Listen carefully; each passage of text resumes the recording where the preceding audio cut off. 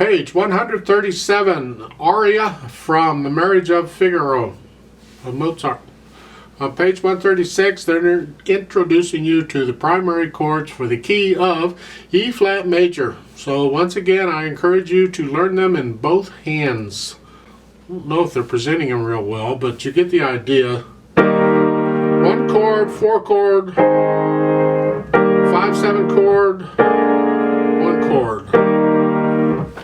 Yeah, it'll help you out if you can learn those.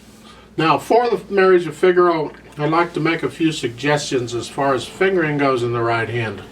This is kind of a, I don't know how to explain it. It's not really a fast piece, but it's not a slow. They say andante maestoso, which is sort of a strolling, majestic, but I tend to, when I hear this, to me it's quicker than that. It's more like a playful thing.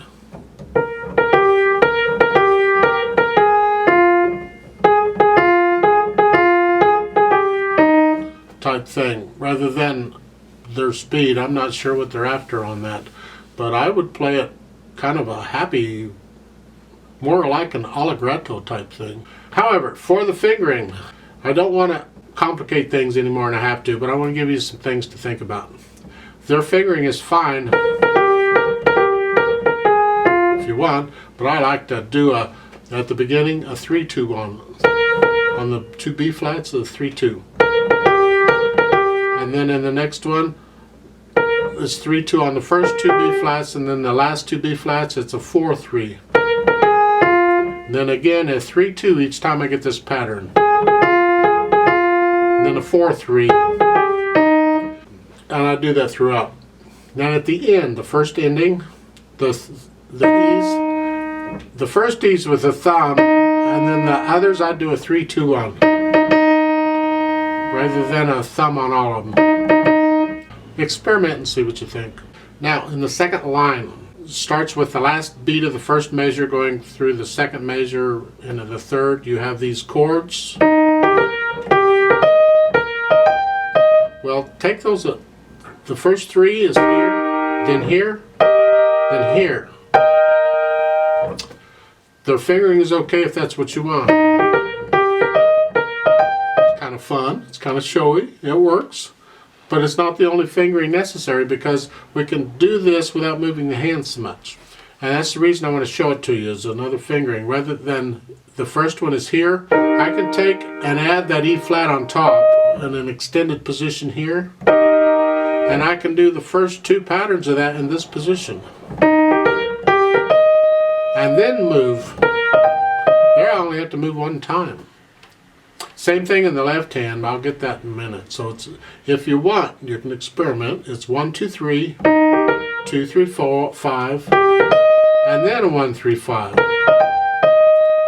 Left hand is pretty much broken chords or primary chords. The 18. Second line, we have these chords again. But if I use an extended position, I can get the first 2 groups in 1 hand position.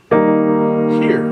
So it's 5, 4, 2, 4, 2, 1, and then. So you can experiment with that and see what you think.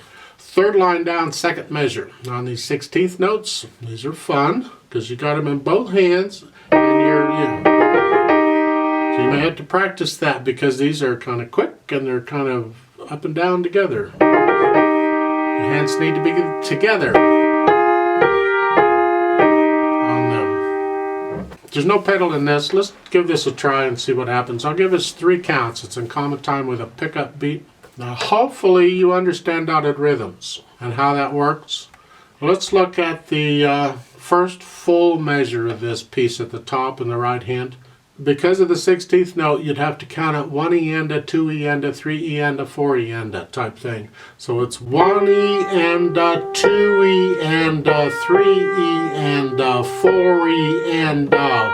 So that 16th note is on the or it's just a quick note. Like so. I just want you to understand technically how that dotted rhythm works. Then in the last measure at the bottom in the right hand, you have a E flat, the chords. I would finger those 2, 3, 5. Again, this is one chord position, so just finger them that way. So the right hand is here, left hand, no pedal. 1, ready, go.